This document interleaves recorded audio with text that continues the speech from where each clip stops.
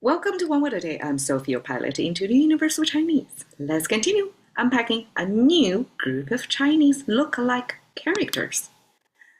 And this one probably, if you learn Chinese for just a little bit in the first semester, probably already came across this one because this is among human languages, one of the basic concepts. It means big. Da. Easy to pronounce as well. D-A and it's fallen tone. Da. Okay, just out of curious, I check my inventory. Out of the 1,300 plus episodes I already uploaded in my first 5 years of doing this, already 25 times this character show up. That gives you a sense of how frequent this character is in use. And we see, because this is a pretty easy writing, so traditional Chinese simplified look the same even 2,000 years ago. Not too much of a difference. And it shows this shape with a horizontal line. So I do have an evolution of understanding of this character though. At the beginning, I trust whoever the original dictionary compiler, Xu Shen, talked about 2,000 years ago. So Xu Shen, okay, I don't pronounce that character that often. Anyhow, this scholar made a lot of guesswork, just like what I'm doing here. Because how language evolved over time is a super complicated thing. Like to pin down the exact time, who, what, why. Things are changed, transformed, and people say it this way, use it this way, it carry a new meaning, or that meaning disappear, or that character disappear. I mean, for those who didn't survive, we didn't even get to see them. What I'm sharing here are the survivors. And this character, according to that scholar, was, okay, it looks like, a starfish, human figure, frontal view. And because in ancient times, it's logical to think that ancient people gauge everything by our human, our bodyhood, our personhood, that if we spread out in a starfish pose, that's the maximum spatial position, like our bodily feel. And that's how humans express big, because we're measured by our own spatial expansiveness. Like that's the max. However, after I've done this one word a day for some time, I started to have my own theories, my own observations, based on what I connect the dots among different characters. And this one is one of my proudest theory that I developed, that this big concept is a relative term. And it's created in its pair, its antonym, 小, small, together. And somebody when create this concept have been thinking about how to express big and small visually. Think about this task. If we are a visual language, like a logographic language designer, how we express big and small. And these are human construct. I guess the animals may have a sense, but they may not verbalize it. And this is human abstraction of the sense of big and small. And it's all relative terms. So how big is expressed? We have to understand how small is expressed. Both got this thing. Small got this separated. And instead of using a binder, kind of a cross to link the two together, small got this cutter, this separator in the middle, kind of like pike on computer screen, right? Have this separate this.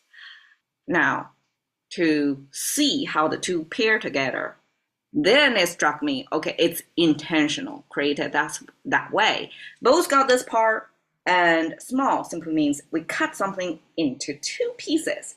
May not be evenly, it doesn't matter. It's guaranteed to be smaller than the original piece because we're cutting. Versus here, we're combining two parts, combined together. and it's guaranteed to be bigger than the original. So both big and small are relative terms. Eventually, in human use, everyday use, for the efficiency and for the shared context between speaker and listener, everybody know kind of what I'm referring to. I mean, not true. Actually, human language got this room for ambiguity. That's the beauty of the language as well. So both of us have some concept about big and small.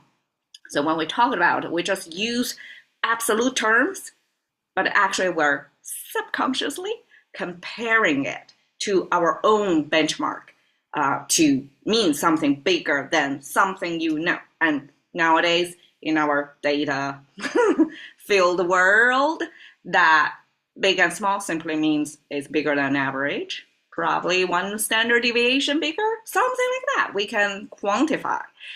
But in the original language creation point of view, this combining or separating is enough to show it's a relative term. All right, 大摇大摆. We use two action words here. Paired with big means big degree or big range of motion. So 大摇大摆, 摇 means like this way, waddling, and 大摆 is kind of oscillating. So 大摇大摆 describes the way somebody walk. How to say? It's not really a complimentary word, let's say. 大摇大摆 describes somebody who is so full of themselves that they are going to walk in a way that's going to be taking a lot of public space and doesn't care if they make a scene out of themselves. So they're kind of walking in this big range of motion way. And that's 大摇大摆. Almost like they know nobody can do anything about them, so they kind of take more public resource, public attention, just be more self-important. That's 大摇大摆. 大手大脚. When it paired with hand and foot, singular, we actually describing the spending habit. We use this big head, big hand, big foot to describe somebody who is spending without care, who are basically overpaying for things or buying things they don't need. As somebody said, spending money they don't have to buy something they don't need. Totally scammed into buying, spending. 大手大脚. So that again in Chinese is a negative term. 大起大落. Okay, big rise, big fall. Basically saying the dramatic trajectory of one's. I mean, in English we have a vicissitude, right? So it's kind of fluctuation of one's life. And 大起大落is a Chinese saying vicissitude like this, like a big, what's the word? Amplitude of somebody's ups and downs in somebody's career or life. You know, some big valleys. It's really cutting deep. And then when you success, it's really huge. So that kind of dramatic life. So here we go. 大 is relative. When we put human in this environment, we know nature is big. Thank you for your time. See you next day.